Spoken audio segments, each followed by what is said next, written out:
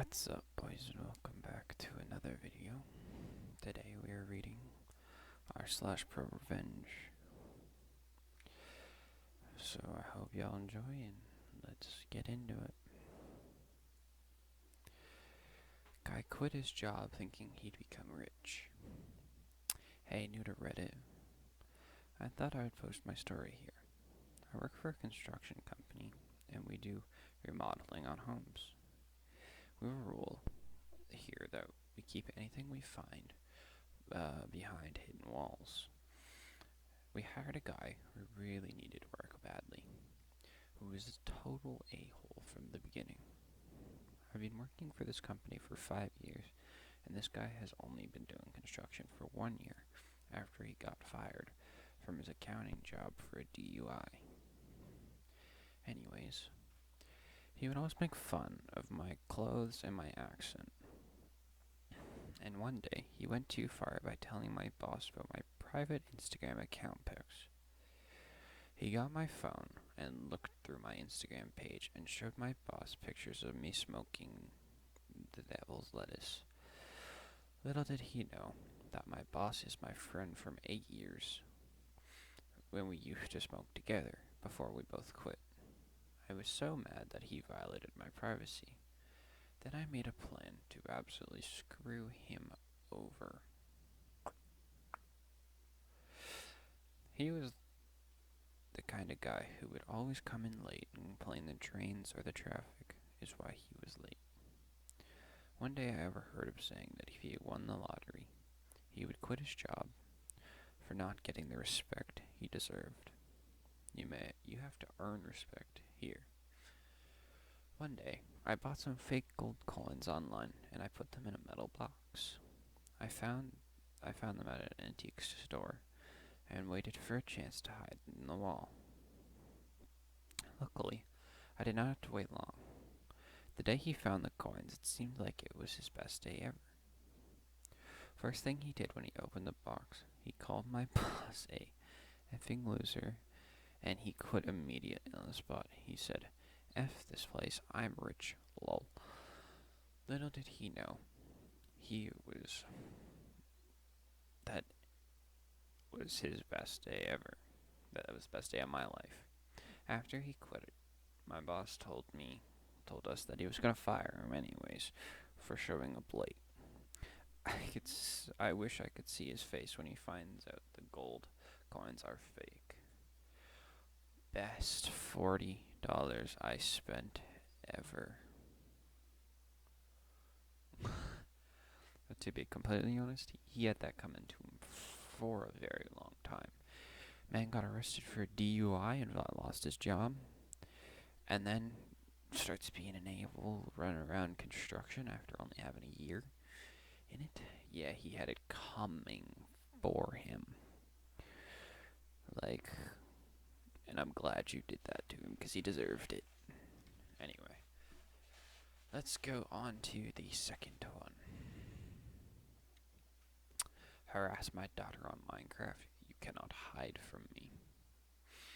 So my daughter, who was 8 at the time, was really into Minecraft, as most kids are these days, also desperately wanting to join the YouTube/Let's Play culture, had installed some screen recording software that would let her make videos of the games that she was playing, so she could later upload them to YouTube. Anyways, one day, I'm minding my own business when I hear her quietly sniffling over at the computer. I asked her what was wrong, but she did not want to tell me, so I let her go. But I decided to keep an eye on her. A few minutes later, I discovered what was happening. Someone was harassing not only her, but also other kids that were playing on the server she was on. This kid, we'll call him LS, because I'm not saying the other word, was saying crap about how he was going to R-word my 8-year-old daughter. She told him how old she was, hoping he would stop. How he was going to hack her IP address and steal all her info, swearing profusely. Remember, this is a game for kids, etc., etc. By this time, I had gotten my fiancée involved, and She was obviously quite upset at what this little crap was being, this kid was being. We realized that our daughter had been recording the entire incident, and a plan began to form.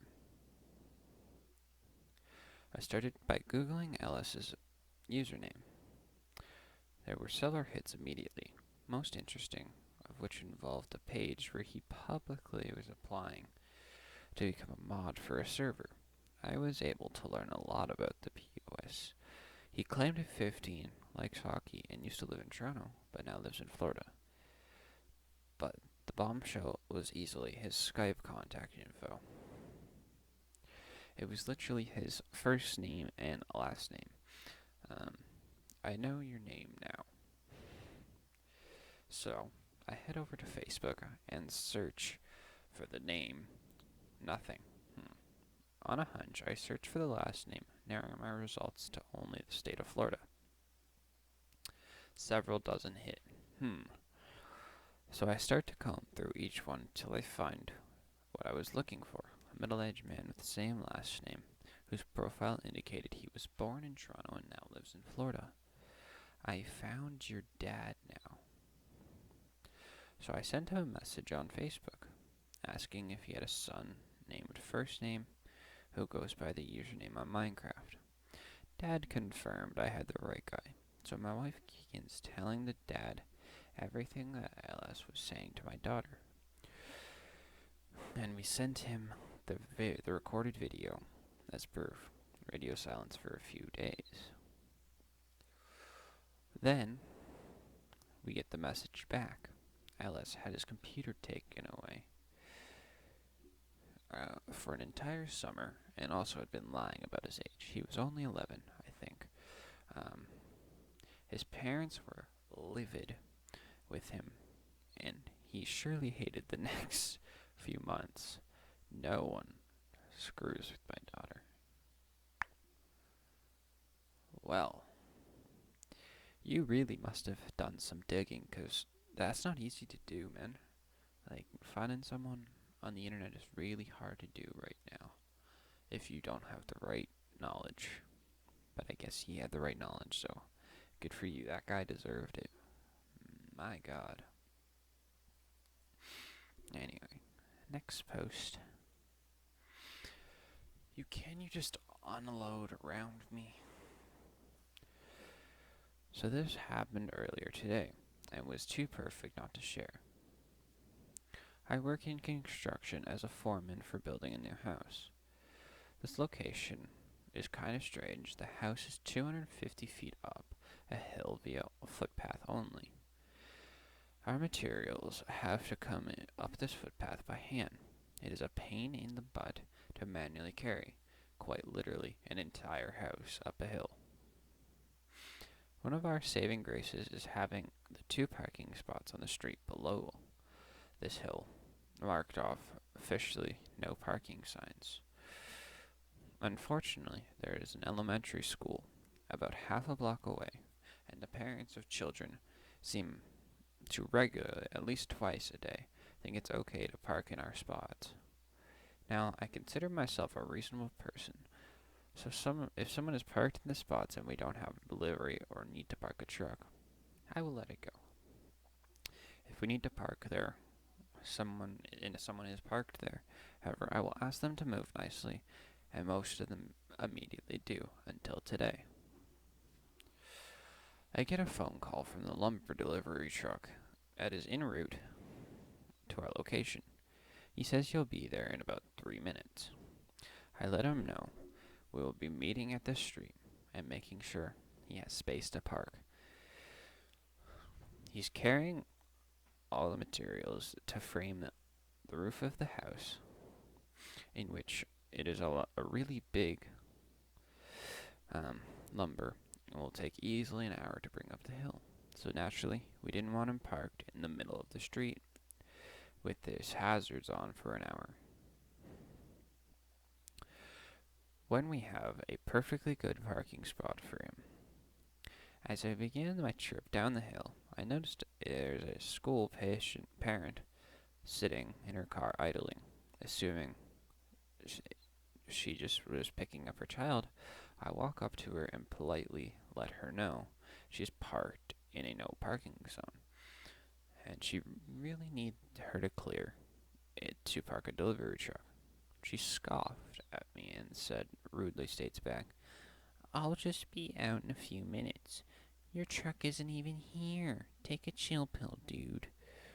Before I can respond, a giant lumber truck comes around the corner, and I have to wave him in and gesture towards him to the woman who is in the car, who now has her window put back and is ignoring me. I put my best customer service smile and wave her through the window. She put it down halfway and angrily shouts, "What?" By now, the truck has pulled alongside her car, and I politely ask her again, with a stronger tone of voice, to move her vehicle, reminding her that it says illegally parked in a tow-away zone. Then she gives me this wonderful idea and says, "Can't you guys just unload around me?" Jesus, it's not that hard. I give her another smile and walk away, a brilliant plan forming in my head. I instructed a delivery driver to park as close to her as possible and block her in with the porta potty, as it is a one end of our reserve spot, and the parked car is parked adjacent to our other spots on the other end. He smiles because he immediately gets what I'm trying to do, and proceeds to expertly block the lady in and her car into the little two parking spots like it's a jail. We unstrap the lumber, and my guy begins humping material up the hill. Meanwhile, I call police parking enforcement to let them know they have a situation. At this point in time, I was not trying to get her in trouble. I just wanted a record of why we were blocking a part of the street, so we don't get in trouble with the city. The very friendly traffic officer lets me know that she can be there in 30 minutes and will deal with the situation for me. Wonderful.